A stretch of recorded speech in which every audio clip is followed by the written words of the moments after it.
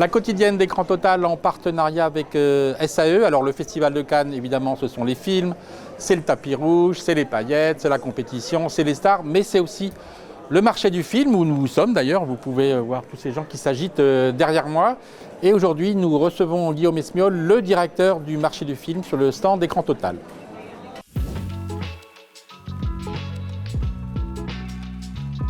Un marché très actif parce qu'on va avoir des chiffres très élevés. Le premier de ces chiffres, c'est la participation, bien sûr. Je suis moi-même surpris puisque cette année, on va encore battre un record. Les accréditations continuent jusqu'à la fin de l'événement, mais on va atteindre à peu près 15 000 accrédités. Ce qui est impressionnant puisque l'année dernière, qui était déjà un record, on était plutôt autour des 14 000.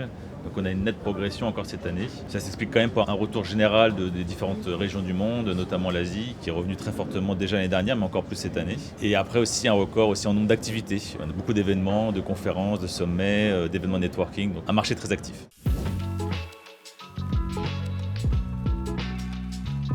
Les acheteurs-vendeurs, je dirais pas qu'ils ont besoin d'avoir encore plus d'événements. Il y a trop de choses peut-être à faire à Cannes. Mais après, quand ils ont le temps d'aller aussi dénicher peut-être des nouveaux projets ou assister à une conférence, ils peuvent le faire. Mais c'est vrai qu'on a d'autres types de professionnels qui viennent au marché, notamment les producteurs. 30 à 40% des accrédités sont des producteurs qui, eux, assistent beaucoup à ces événements networking pour chercher des coproducteurs, des partenaires de financement, qui se renseignent sur les locations, là où ils ont des intérêts pour tourner leur prochain film. Beaucoup d'institutions culturelles qui viennent soutenir leur cinéma, qui viennent également présenter leurs dispositifs auprès des producteurs internationaux. D'autres métiers du cinéma, les programmateurs de festivals, etc. Donc il n'y a pas que les vendeurs et les acheteurs, il y a beaucoup d'autres professionnels qui ont envie également de comprendre un peu les tendances clés de l'industrie.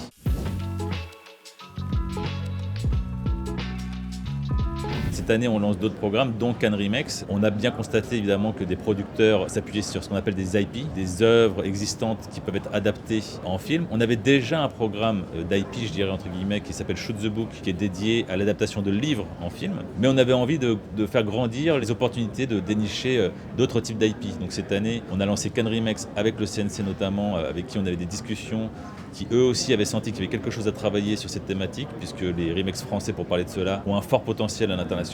Il y avait notamment Coda, qui était un remake de la famille Bélier, qui avait gagné l'Oscar, qui avait été acheté par Apple, donc c'était un très bel exemple. Mais également, on aura des remakes espagnols, des remakes italiens sur ce nouveau programme. On a rajouté également une autre composante sur les IP, qui sera dans notre programme Spotlight Asia, qui est dédié aux IP asiatiques, qui peuvent être des livres, mais aussi des animés, des jeux vidéo. Donc ces trois composantes, les IP asiatiques, Cannes Remakes et Shoot the Book, compose ce qu'on appelle notre marché d'IP. C'est un peu nouveau sur cette année, c'est une volonté un peu de tester l'appétence des professionnels sur cette thématique. Et pour le moment, les retours sont plutôt très bons, donc on est très contents.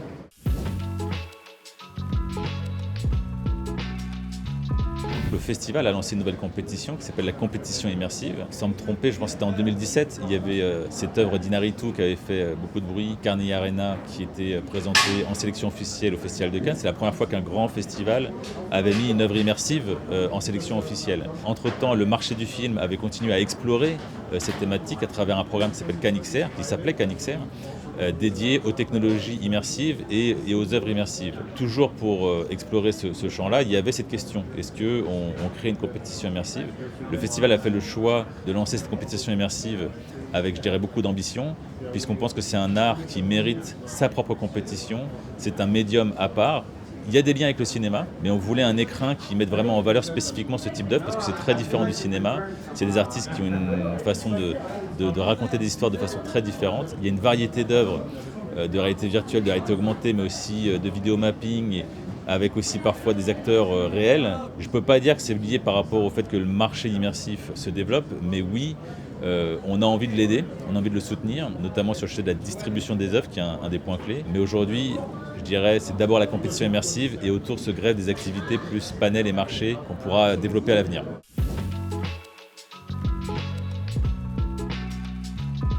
Vous avez parlé de l'immersif, on peut parler aussi de l'intelligence artificielle qui est quand même une thématique dont tout le monde parle aujourd'hui, sur tous les marchés, des panels, des discussions autour de ces sujets, mais aussi des questions que ça soulève, des débats. Nous, je pense que le rôle du marché, c'est d'abord de faire la pédagogie des technologies, de ces technologies un peu impactantes sur l'industrie du cinéma, donc d'expliquer comment fonctionne l'IA pour prendre cet exemple, explorer tout son potentiel d'usage appliqué à l'industrie du cinéma, et aussi mettre sur la table les sujets de débat, typiquement sur les droits d'auteur ou sur les avatars d'acteurs, enfin tous ces sujets. Je pense que c'est notre rôle d'en parler justement pour anticiper ce qui va se passer par la suite.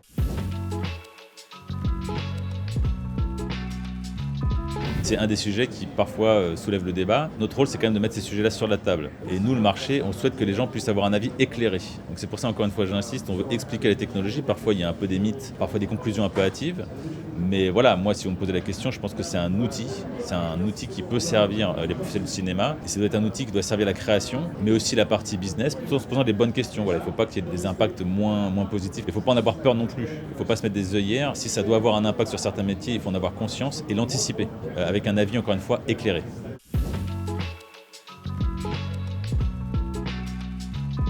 Le chiffre pour mesurer la bonne santé d'un marché, ce serait d'avoir le volume d'affaires signé pendant la quinzaine. Ce chiffre-là, on ne peut pas l'avoir puisque ce sont des accords confidentiels. Après, on peut avoir des tendances par rapport aux annonces qui sont dans certains titres, dans les trades, etc. Mais j'aimerais avoir une idée du volume de deal en nombre et en volume d'affaires. Bon, après, sans avoir le chiffre exact, en posant les questions, on se rend bien compte que le marché est positif. Le business commence même un petit peu en amont, donc c'est toujours aussi positif de le sentir. Et maintenant, il finit aussi un petit peu après Cannes. Un marché positif, c'est un marché où nos clients font beaucoup de transactions.